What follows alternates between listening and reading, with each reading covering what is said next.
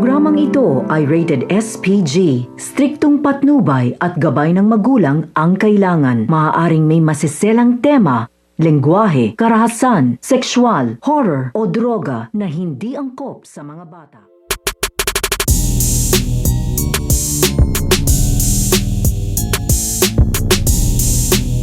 Ang pagbabalik sa serbisyo ng Tapos Agila at ito nga si Presidente Oscar. Dahil unti-unti na nga ditong nalilinis ito nga ni Presidente Oscar itong ang palasyo at isa-isa na nga niya ditong sinibak at pinakulong ito nga mga kaalyado nito nga ni Lily ay dito na nga niya din nilinis ang pangalan ng Tapos Agila at ito nga si Carlo Dalisay. At dahil malinis na nga dito ang pangalan nito nga Tapos Agila at ito nga si Carlo Dalisay at hindi na nga sila wanted dito ay dito na nga nila pababalikin ito nga si Carlo Dalisay at ang Tapos Agila dito nga sa pagiging pulis at itataas na nga rin dito nito nga ni Presidente Oscar ang ranggo nito nga ni Carlo Dalisay upang mas lumakas nga daw dito ang kanilang pwersa at mas madali nga daw dito ang kanilang paghahanap dito nga daw kay Renato, kay Arturo, kay Lolita at dito nga daw kay Armando upang mapagbayad nga daw ito sa lahat ng kasalanan nga daw nila. So pakakaabangan nga natin dito ang pagbabalik nga ng Tapos Agila at ito nga si Carlo Dalisay sa kanilang pagiging pulis.